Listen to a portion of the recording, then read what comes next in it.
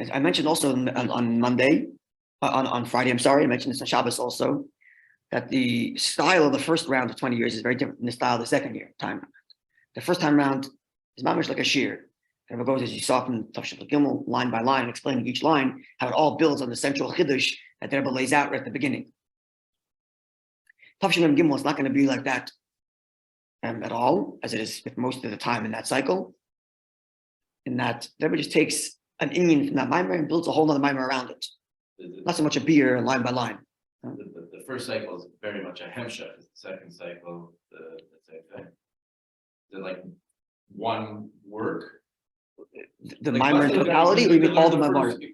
First 20 maarim. As a beer going through the whole thing. Hemshech. Okay, it's a good kasha. I'm not familiar enough to say that, but I was going to ask something else, which I will comment on.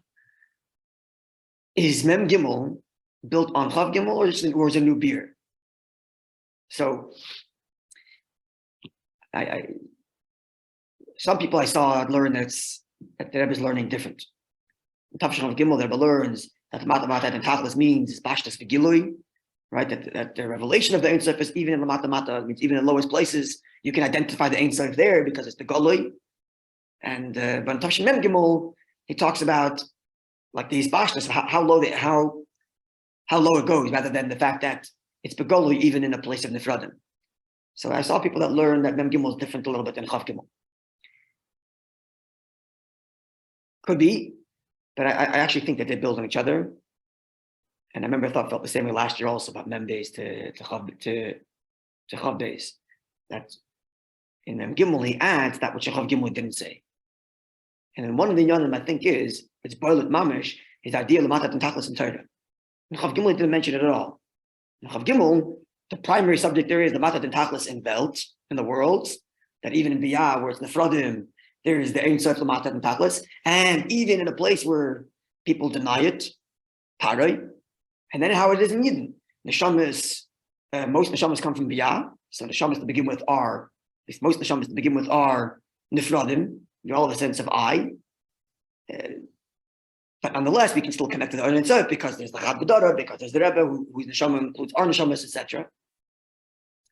So those are the two things there, Eilamis and Neshamas. But it doesn't talk about Lamatat and Tachlis as it is in Torah. Certainly not directly. It only alludes to it as I mentioned from the Eitz Chaim. But here in ותשמ Gimel, the whole subject is Lamatat and Tachlis in Torah. It's the whole subject of this maamer. So one could easily learn that it's a hemshech. Everything I told you about Lamatat and Tachlis in Olam and in Neshama also exists in Torah. And here's the beer how it is in Torah. And the way it is in Torah, as you're going to see, is actually very much connected to the way it is in Olam and the way it is in Neshamas.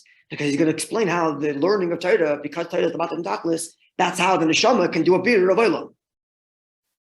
So it ends up being, at least the way I understand it, as a very, very connected, and very integrated Timam as a verstehe, but again, everybody can learn themselves and see how they conclude.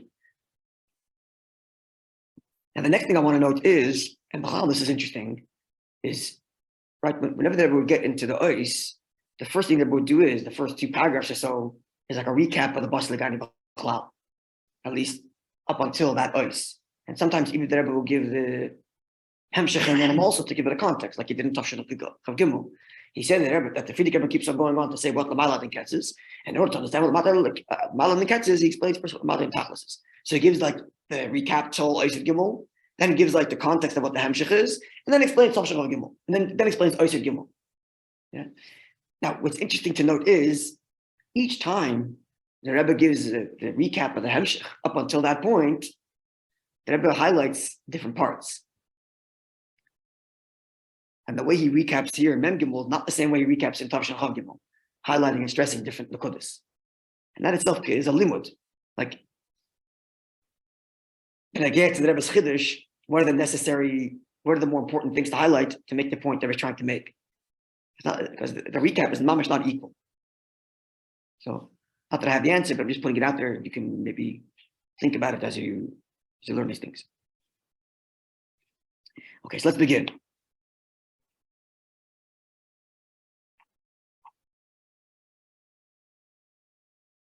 The The pasuk in Shir Hashirim says, "I come to my garden, my sister, my bride."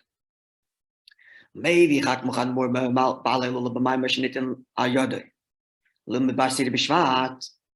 father-in-law, the Rabbi, explains in the Maamre that he gave out to be learned on the day which became his passing, on the 10th of Shvat.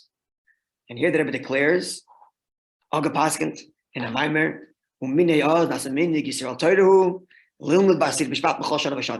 and since then it's become a minig Yisrael Torah as a Paskent. That it's a minig Yisrael to learn the Maamre every year in Yud the minig. A Yid has to dance with the Torah on some Torah because it's a minig Yisrael. So if learn Maamre Yud Shvat, Pasal GANI, because it's a minig Yisrael, as I state. What's money? Minei Oz. Since then. So over there, the Rabbi explains Maamre Pidush HaMedrash, the statement and the explanation of the Medrash on this pasuk. Where the Medrash explains, "BASI legani legani, I've come to my garden." Gani means ganuni, my delighted part of the garden. Once Shlomo Zarchi explained that ganuni is like in the center of a garden, you have a gazebo where you hang out. That's ganuni. So I heard Shlomo Zarchi once say, Rabbi Shlomo Zarchi. So this is the place where Hashem's primary presence was to begin with.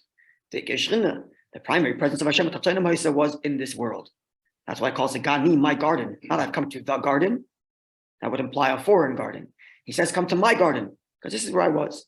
The Koyal and the garden referred to here is this physical lowly world, in which there was the primary presence of Hashem at the moment of creation. And after Hashem's presence, through Adam Marishan's well-known thing, the Rebbe doesn't want to spell it out.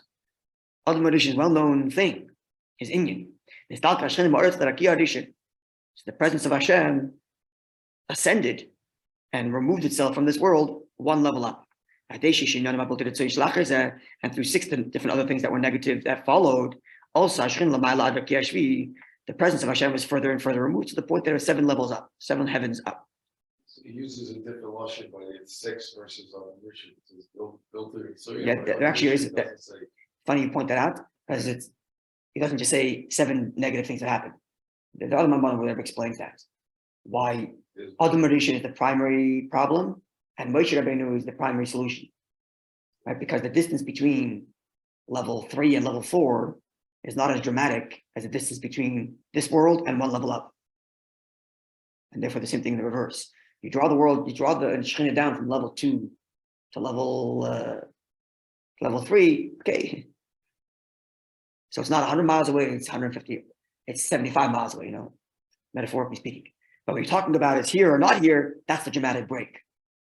So maybe that's why he separates it here, since he pointed out. Same with the British language, why it's the first of the month versus 50. Because from 14 to 50 it's no big deal, but from 0 to 1 is right. Yeah. So